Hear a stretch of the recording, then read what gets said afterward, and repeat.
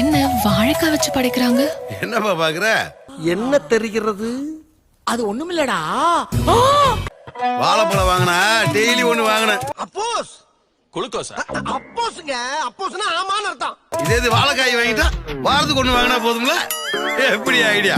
சோதிக்காதீங்க, சோதிக்காதீங்க. கடவுளே, இதே மாதிரி என்னைக்கும் எல்லாரும் ஒன்னா இருக்கணும். வாய்ப்பில்லை ராஜா, வாய்ப்பு கிடையாது. இந்திரா வேணா கல்லால உட்கார ஏலே, கல்லால உக்கிற வேலையில நான் பாத்துக்கிறேன்டா. ஆஹா, இவன் அவனே தாப்பா. இந்தா முதல்ல வந்த கஸ்டமர் கவினி. அப்புறம் இன்னொரு விஷயம்டா. சபா இப்பவே கண்ண கட்டுது. நீ இலைய போட்டா அது போல இட்லி வைக்கணும். நீ சாம்பார் ஊத்தணும், அது போல சட்னி ஊத்தணும். கடுப்பேத்தாங்கடா, போங்கடா. ஹோட்டல் வேலையில மூலம் இந்த பிள்ளை கத்துக்கொடு. இங்க வேற ஐயோ போச்சே. என்னைய பொறுத்த வரைக்கும் இந்த ஹோட்டல்ல வேலை செய்யற எல்லாரும் ஒண்ணுதான்.